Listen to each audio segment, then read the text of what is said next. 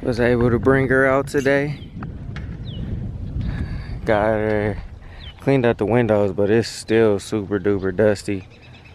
You know what I mean?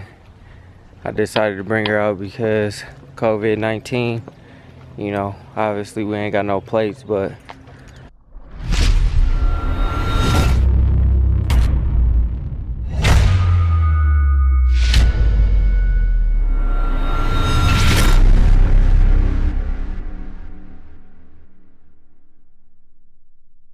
what's good, grind schoolers? It's your boy Rob, and we back in the shop today.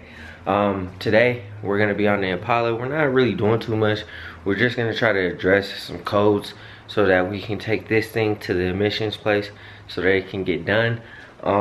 So one thing that I'm gonna do is I'm gonna change the fuel pump relay, and then also I might try to get to some other things too. I really don't want to get up under the car because this week's been a hell of a week and I really don't feel like doing a lot of work. So if worse comes to worse, that's probably all we're gonna do.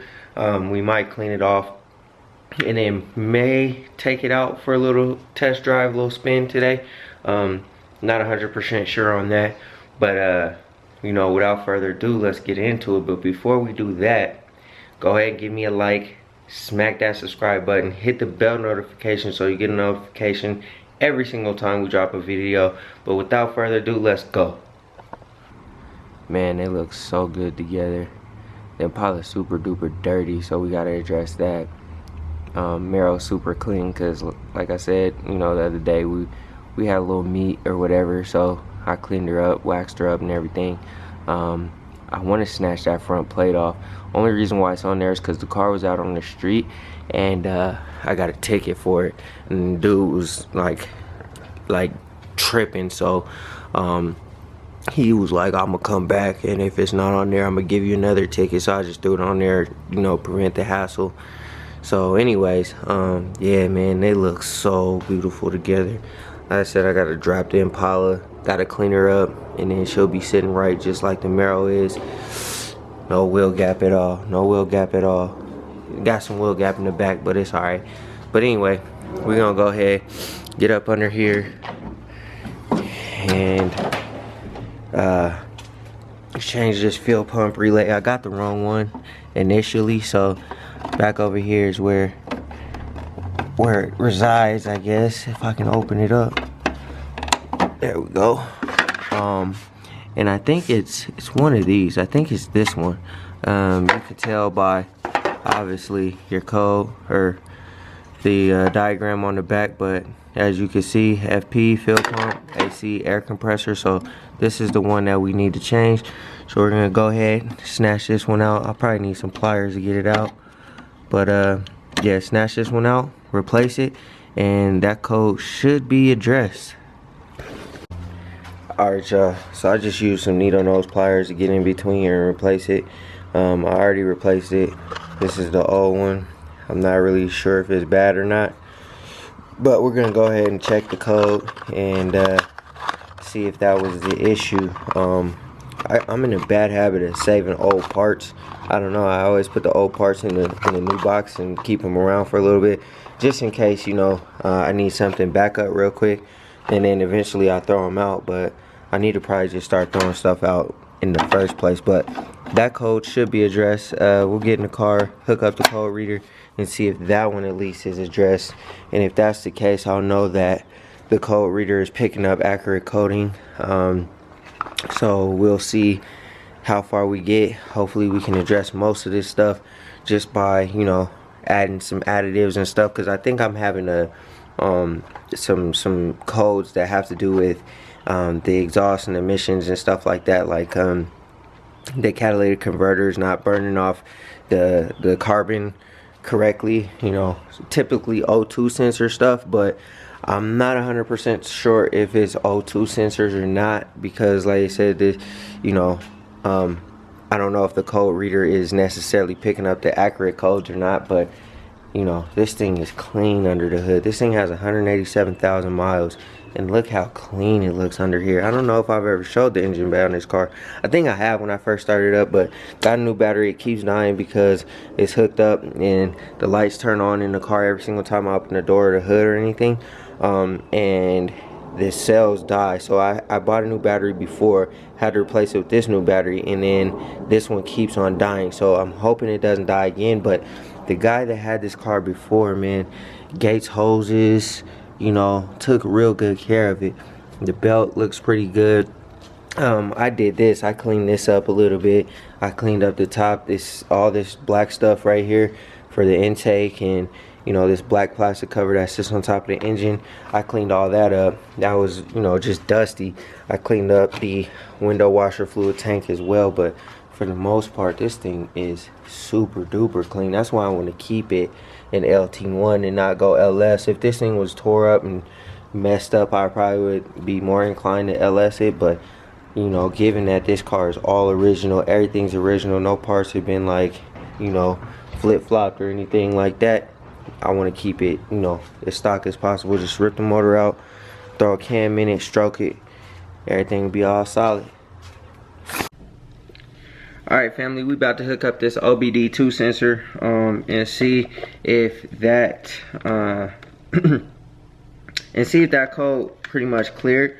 And if that code for the fuel pump relay cleared, then I'll know that the OBD2 sensor is pretty accurate in calculating all these codes. Like I said, the battery kept on dying, so with that said, sometimes, you know, the computer will have to reset or whatever to get rid of the codes. So we're gonna go ahead and see if that fixed the fuel pump relay code, and then if that did, then we'll know that the other sensors probably are accurate as well. So let's go ahead and get into it. I'm out to see, and without further ado, we might take this out for a spin today. I think I am, because you know what I mean, I haven't been driving it or anything, and I'm real eager to, even though it's not ready, it's not right or nothing like that.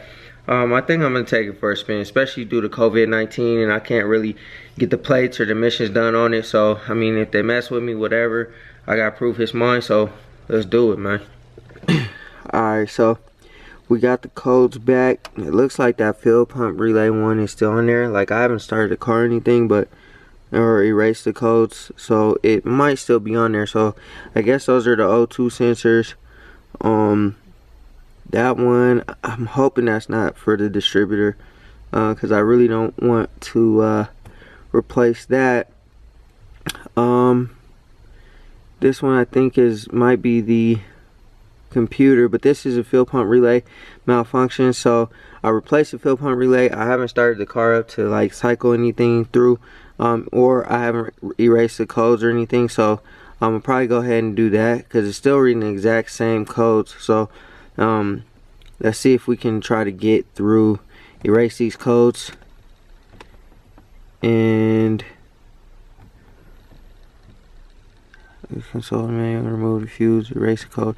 Alright, so I'm gonna go ahead and try to erase these codes, and then see if that shows back up. Was able to bring her out today. Got her cleaned out the windows, but it's still super duper dusty. You know what I mean? I decided to bring her out because COVID-19. You know, obviously we ain't got no plates, but I wanted to see, you know, I wanted to have a little bit of fun with her today.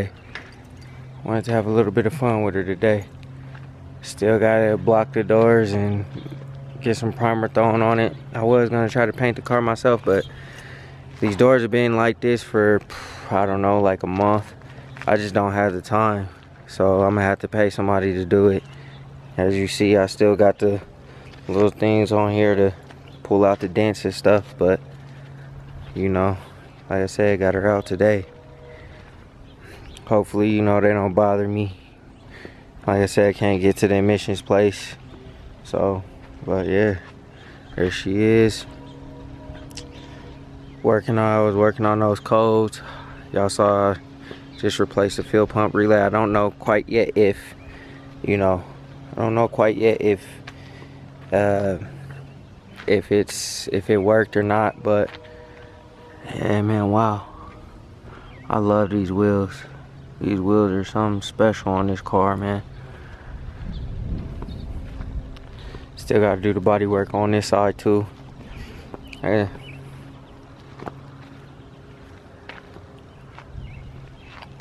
But yeah. Alright, grind schoolers, that's gonna be it for this video. I didn't want to do too much. I just wanted to change the fuel pump relay to see if that potentially fixed one of the codes, so that I knew that the code reader was actually reading codes correctly for my check engine light, because the battery's been going in and out, dying and stuff like that. And usually when that happens, sometimes the car could throw codes because the computer's not, you know, recognizing everything all at once unless you drive the car a lot. So I just wanted to see if that was gonna change anything, and it kind of looks like it didn't. So what I think I'm gonna have to do is just drive this car more often, let the computer catch up and start calculating everything or whatever, however it works. I don't really know. But anyways, see if this check engine light goes off, see if I could unplug some fuses, kind of reset some stuff, and see what codes are actually codes that need to be replaced. So like I said, the battery goes in and out, so I don't really know necessarily if that's 100% the issue. But anyways, that's gonna be it for this video. Go ahead and hit that like button, hit that subscribe button, also hit the bell notification so you get a notification every time we upload a video. And always remember, work hard so you can live free. SS gang, baby, let's get it.